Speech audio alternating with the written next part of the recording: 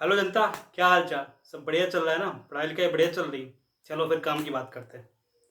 देखो, यहाँ पे दो तरीके की जनता है। एक जनता जो है यूपी पीसीएस का प्रीलिम्स लिख रही है, साथ में यूपीएससी का मेंस भी लिख रही है। दूसरी जनता कौन है? जो सिर्फ और सिर्फ यूपी पीसीएस का प्रीलिम्स लिख रही है। अब बात करते हैं यूपीएससी मेंस की बात। यूपीएससी मेंस में 20 दिन बचे हुए हैं और यूपी पीसीएस प्रीलिम में 50 से 55 दिन बचे हैं। तो जनता टाइप फर्स्ट की बात करता हूँ, जो यूपीएससी का मेंस भी लिख रहे हैं और यूपी पीसीएस का प्रीलिम्स भी लिखना चाह रहे हैं। ठीक है, अभी ऐसे लोग हैं जो कि यूपी पीसीएस का इंटरव्यू दे चुके हैं, यूपी पीसीएस का मेंस भी दे चुके हैं, तो उनके पास अच्छा खासा एक्सपीरियंस है कि यूपी पीसीएस का प्रीलिम्स कैसे निकालना है। तो मैं उनको अभी होल्ड पे रखता हूँ, उनके बारे में बात करूँगा मैं वीडियो के लास्ट में। अभी मैं बात करूँगा ऐसी जनता जो सिर्फ और सिर्फ यूपी पीसीएस का प्रीलिम्स लिख रही है, जिनका कभी भी प्रीलिम्स नहीं निकला है या निकला है तो मेंस में अटक गए हैं। आइए बात करते हैं ऐसी जनता जिनको यूपी पीसीएस प्रीलिम्स इस साल हर हाल में निकालना है। क्योंकि भाई इस साल नहीं निकाल पाए ना तो फिर बड़ा मुश्किल होने वाला है, क्योंकि इस साल 700 से 800 सीटें हैं। 7-8 महीने का एक्स्ट्रा टाइम मिल गया है। 17 मार्च को पेपर होना था, अब पेपर हो रहा है 27 अक्टूबर को। अभी भी 50 से 55 दिन है। और मैं पिछले एक वीक से लगातार वीडियो में बता रहा हूँ कैसे कैसे क्या चीज़ें फॉलो करना है, बुक क्या पढ़नी है, कैसे अप्रोच करना है। तब भी उस चीज़ को अगर आपने समझ लिया है, पकड़ लिया है, तो आपका प्रीलिम्स निकल जाएगा। कल मैंने 5 टिप्स भी शेयर की थी। अब मैं बात करूँगा कि आने वाले 50 दिन जो है उनको कैसे मैनेज करना है। क्योंकि 50 दिन मतलब 500 से 600 घंटे, अधिकतम 600 घंटे। अब 600 घंटे जो हैं, मैं 500 घंटे ले रहा हूँ मोटा मोटा। इन 500 घंटे में आपकी ज़िंदगी बदल सकती है। 50 दिन में अगर सच में आपने पढ़ा तो आप 130 के ऊपर नंबर लाओगे, कट ऑफ क्लियर हो जाएगा। 130 के ऊपर कट ऑफ नहीं जाने वाला। अब उसके लिए क्या करना पड़ेगा, आपको ना एक प्रॉपर शेड्यूल बनाना पड़ेगा और उस शेड्यूल को, उस पर स्टिक रहना पड़ेगा। उस शेड्यूल से आपको ऊपर नीचे नहीं होना कि शेड्यूल आज नहीं मन कर रहा पढ़ने का तो दूसरा सब्जेक्ट उठा के पढ़ते, ऐसा नहीं। अब मैं बात कर रहा हूँ शेड्यूल कैसे बनाऊँ। देखो, जो भी आपका टाइमिंग हो, जैसा भी हो, आप 7 बजे तक अपने जो भी टेबल है उस पर बैठ जाओ। भले आप दोपहर में पहले 2 बजे उठते थे, 12 बजे उठते थे, कुछ भी मतलब नहीं। 9:30 बजे आपको पेपर मिलेगा, इसलिए चुपचाप 7 बजे अपने टेबल पे बैठ जाओ। 7 से 11 4 घंटे, अगर थोड़ी और हिम्मत बचती है तो 7 से 12 5 घंटे पहला स्लॉट बनाओ। उसके बाद 1-1.5 घंटे का 2 घंटे का ब्रेक लो। मैं 12 से 2 की ब्रेक की बात कर रहा हूँ। उसमें जिसको नहाना है नहा लो, जिसको कहीं घूमना है घूम आओ, बाहर कुछ खाना पीना जाके खा पी आओ, या घर में लंच करना है लंच कर लो। 2 घंटे का, जिसको सोना है सो भी लो 2 घंटे, क्योंकि उस समय यूपी पीसीएस के प्रीलिम्स में भी 2 घंटे का ब्रेक मिलेगा। ठीक है, अगला पेपर 2:30 बजे से शुरू होगा। तो मैं आपको 12 से 2 के बीच में एक ब्रेक दे रहा हूँ। उसके बाद अगला आपको स्लॉट लेना है 2 से 6 का, 4 घंटे का स्लॉट नंबर 2, जिसको मैं इवनिंग स्लॉट बोल रहा हूँ या फिर आफ्टरनून स्लॉट बोल रहा हूँ। ठीक है, 2 घंटे का, 2 बजे से 6 बजे तक 4 घंटे का स्लॉट रहेगा।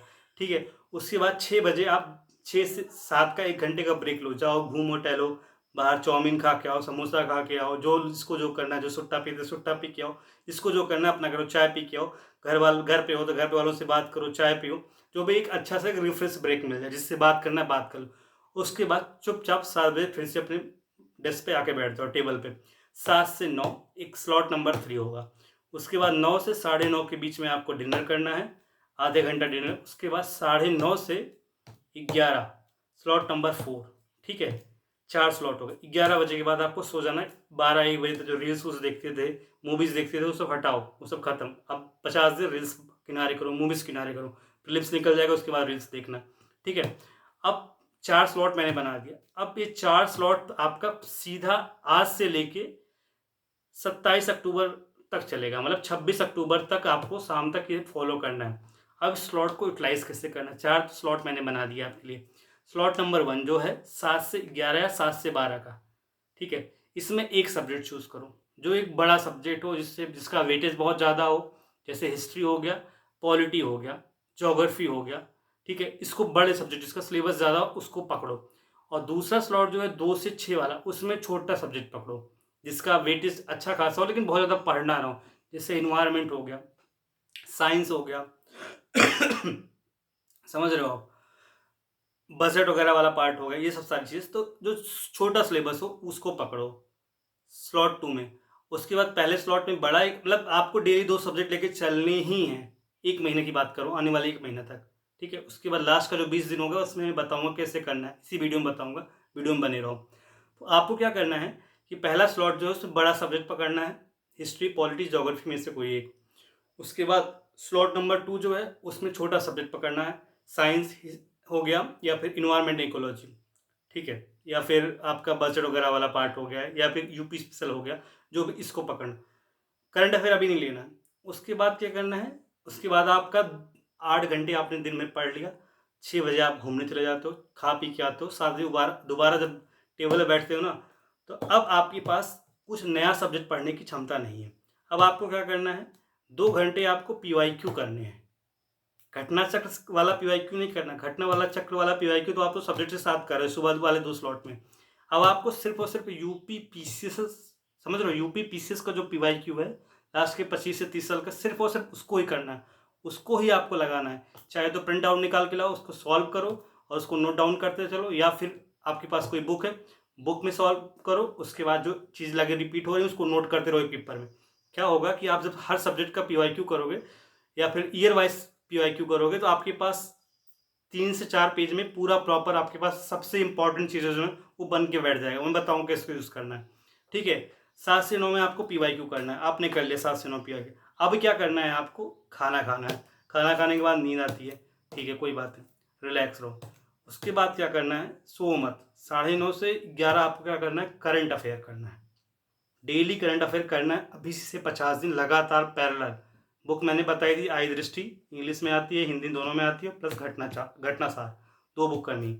तो मतलब आप समझ रहे हो, 4 4 8, या फिर मैं 4 घंटा ले रहा हूँ सुबह वालों, 4 4 8 2 10 2 12, लगभग 12 से 13 घंटा आपकी पढ़ाई हो गई। उसमें आपका क्या हो गया, 2 सब्जेक्ट भी चल रहा है, PYQ भी चल रहा है और आपका करंट अफेयर भी पैरेलल चल रहा है, ठीक है। ये चीज़ आपको आने वाले 1 महीना डेली फॉलो करना है और आपका शेड्यूल इतना स्टिक होना चाहिए कि आपको आज है 28 तारीख, अगले 28 तारीख मतलब 27 तारीख तक आपको सब कुछ पूरा जितना सिलेबस है एक बार अच्छे से कंप्लीट कर लेना है, अच्छे से कंप्लीट कर लेना है, ठीक है। मतलब ऐसा कंप्लीट करना है कि मतलब सिर्फ आपको रिवीजन करना पड़े, अगला वाला जो एक लगभग 20 दिन 25 दिन का टाइम है उसमें सिर्फ सिर्फ आपका रिवीजन रहेगा। तो अभी आपको क्या करना है, घटना चक्र कर लेना है, लूसेंट कर लेना है, आपका जो स्टैंडर्ड मटेरियल है उसको कर लेना है, करंट अफेयर पैरेलल चलना है, PYQ पैरेलल चलना है, और ये यूपी स्पेशल हो गया, बजट हो गया, ये सब सारी चीज़ें, स्कीम्स वगैरह हो गई, ये भी पैरेलल चलेगी, ठीक है। ये चीज़ आपको प्रॉपर प्रॉपर करना, मतलब हर एक दिन का आपके पास शेड्यूल होना चाहिए तभी निकलेगा। ऐसा नहीं कि आज यार कहीं घूमने चले गए, आज कोई त्यौहार पड़ गया, दोस्त आ गया तो टाइम, दोस्त तो सब गए भाड़ में तेल लेने। जब आप सेलेक्ट हो जाओगे ना, सब दोस्त वही आए, सब जब फेल हो जाओगे तो कोई नहीं पूछेगा। मैं रूडली बात कर रहा हूँ बट ये एक्चुअली फैक्ट है। अभी आपको 50 दिन सिर्फ सेल्फिश बनना है, सिर्फ अपने बारे में सोचना है, ठीक है। तो अभी आपको 1 महीने ऐसे ही शेड्यूल करना है, सुबह के 2 स्लॉट जो हैं सब्जेक्ट को जाएंगे, तीसरा स्लॉट जाएगा PYQ को, और चौथा स्लॉट जाएगा करंट अफेयर को। ये चीज़ लेके चलो 1 महीने तक, पूरा 1 महीने में आपका सारा सब्जेक्ट कंप्लीट हो, घटना चक्र खत्म हो जाएगा, लूसेंट खत्म हो जाएगा, पॉलिटी खत्म हो जाएगा, स्पेक्ट्रम खत्म हो जाएगा, सब खत्म हो जाएगा, आपका करंट अफेयर भी खत्म हो जाएगा। फिर उसके बाद कॉन्फिडेंस आएगा। और एक चीज़ और बता रहा हूँ, जो लोग मॉक वॉक बहुत कर रहे हैं ना, मॉक वॉक मत दो, मॉक वॉक कुछ नहीं, UPSC नहीं है, यहाँ पे मॉक में कुछ होने वाला नहीं है। आप PYQ खूब करो, रटो, घटना चक्र रट लो, जितना रट लोगे उतना अच्छा है, और करंट अफेयर रटो, ठीक है। ये चीज़ करना है, ये फॉलो करो। आप 12 घंटे डेली बैठो टेबल पे, खुद ही आपके अंदर कॉन्फिडेंस आएगा, खुद ही आपको समझ में आने लगा, अरे यार ये तो रिपीट हो रहा है। मैं बताऊँ ना, लोग बोलते PYQ कैसे करना है, अरे PYQ सॉल्व नहीं करना है आपको। PYQ देखो, जैसे 2023 का पेपर है, 2023 का पेपर खोलो, उसमें देखो क्या क्या चीज़ें हैं। उसके बाद अगर ऐसे करते जाओगे ना तो आप देखो कि 2023 में 20 क्वेश्चन ऐसे हैं जो 2017 18 16 से लिए गए। इन्वायरमेंट इकोलॉजी के 17 क्वेश्चन आते हैं, 17 के 17 पूरे रिपीटेड आते हैं, ठीक है। तो वो चीज़ करना है आपको अच्छे से, वो वाला काम कर लेना, इन्वायरमेंट इकोलॉजी वाला। इतना समझ में आ गया? ऐसे साइंस में कर लेना है। आई होप इतना समझ में आ रहा होगा। अब क्या करना है अब मैं बात करूँगा जो यूपी पीसीएस का प्रीलिम्स दे रहे हैं प्लस यूपीएससी का मेंस लिख रहे हैं, उनके बारे में बात करूँ। अभी भाई साहब या फिर जो भी बहन जी हैं, दोनों लोग आप 20 दिन ना सिर्फ मेंस दो। आप सितंबर में कुछ भी मत उठाओ यूपी पीसीएस का, क्योंकि आप इतने काबिल हो, आप मेंस लिख रहे हो, आपको कुछ भी जरूरत, 1 महीना बचेगा, 27-28 तारीख तक खत्म हो रहा है यूपीएससी का मेंस, उसके बाद 1 महीना पूरा पूरा मिलेगा।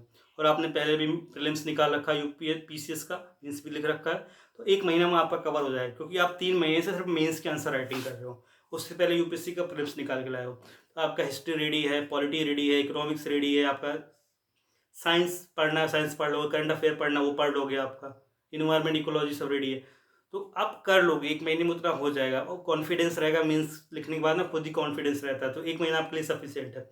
अभी सिर्फ 1 महीना आप इसको दो, यूपीएससी की मेंस को दो, उसके बाद 1 महीना जो है उसको लग जाना अच्छे से। वही जो शेड्यूल मैंने बताया आपके पास ऑलरेडी शेड्यूल है, उसी शेड्यूल को फॉलो करना, आराम से आपका प्रीलिम्स निकल जाएगा। पीवाईक्यू को सीरियसली लेना, लिटरली बता रहा हूँ। बहुत सारे लोग बोलते हैं पीवाईक्यू जब सॉल्व करें, पीवाईक्यू किसी भी एग्ज़ाम को निकालने की मतलब समझ लो रामबाण है, किसी भी एग्ज़ाम को निकालने का। पीवाईक्यू जितना अच्छे से करोगे उतना अच्छे से आपको क्वेश्चन दिखेंगे जाने पहचाने एग्ज़ाम में, उतना कॉन्फिडेंस आएगा तो एग्ज़ाम निकल जाएगा। समझ गए? आई होप चीज़ें क्लियर हो गई। किसी को कुछ भी डाउट है तो कमेंट लिखो, टेलीग्राम ग्रुप ज्वाइन करो। और एक चीज़ और, मैं क्या सोच रहा हूँ कि मेरे पास बहुत सारे नोट्स पड़े, जैसे हिस्ट्री के नोट्स हैं, तो मैं उसको इसी पे खूब तेज़ी से पढ़ाते हुए चलूँगा, तो जिनका रिवीजन करना होगा लास्ट मोमेंट में वो लोग रिवाइज कर लेंगे। हिस्ट्री हो गया, पॉलिटी हो गया, ज्योग्राफी हो गया, मैंने बनाया है नोट्स। और साइंस का मेरे पास बायो का बहुत अच्छा नोट्स है, वो कर लेना। पॉलिटी का अच्छा सा नोट्स है, और करंट अफेयर का मैं बताऊँ कैसे नोट्स बनाना है। करंट अफेयर 150 पेज का थोड़ी पढ़ोगे तुम, ठीक है? जो भी इशू है, डाउट्स हैं, इस पर लिखो। आई होप चीज़ें समझ में आ रही होंगी।